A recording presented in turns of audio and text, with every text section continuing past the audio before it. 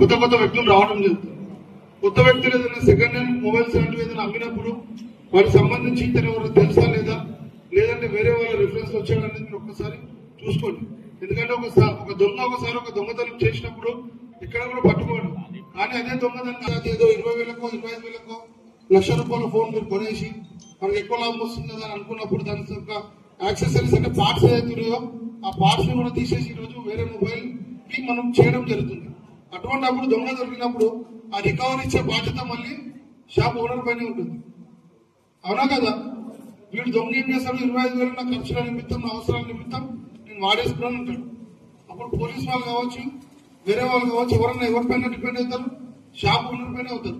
ఖచ్చితంగా మీరు ఆ రికవరీ ఇవ్వాల్సిందే. ఆ 25,000 రూపాయలు మీరు సంపాదించాలంటే మీకు ఎంత టైం పడుతుందో మీరు ఆలోచన చేయండి. ఎన్ని మొబైల్ కవర్లు వేస్తానో, లేదంటే ఎన్ని మొబైల్స్ మీరు అమ్మితే ఒక 1,000 రూపాయలు 2,000 రూపాయలు లాభం వస్తుంది అంతే. దాదాపు 10-20 మొబైల్ అంతే కానీ 25,000-30,000 మీరు సంపాదించలేదు. కాబట్టి మీ దగ్గరికి ఈ రకంగా వచ్చే ఎవరైతే వ్యక్తులు ఉంటారో వాళ్ళని పూర్తిగా గమనించండి.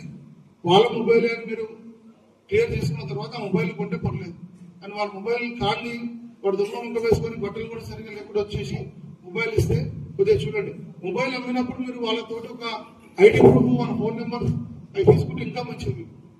అది కూడా పెట్టుకోండి. ఎందుకంటే ఆధార్ కార్డు జిరాక్స్ తీసుకుంటే బ్రదర్ చెప్తున్నట్టు ఇంకా మంచిది. ఈ సైబర్ క్రైమ్ సంబంధించి కావచ్చు, డ్రగ్స్ అవేర్నెస్ సంబంధించి కావచ్చు, కొన్ని స్టిక్కర్స్ మా దగ్గర ఉన్నాయి. నేను షాప్ వాళ్ళందరితో రిక్వెస్ట్ చేస్తా ఉన్నాను. ఎందుకంటే పోలీస్ స్టేషన్కి వచ్చే తక్కువ మంది మొబైల్ ఈ డ్రగ్స్ అవేర్నెస్ సంబంధించి సైబర్ క్రైమ్ అవేర్నెస్ కొన్ని స్లోగన్స్ ఉన్నాయి.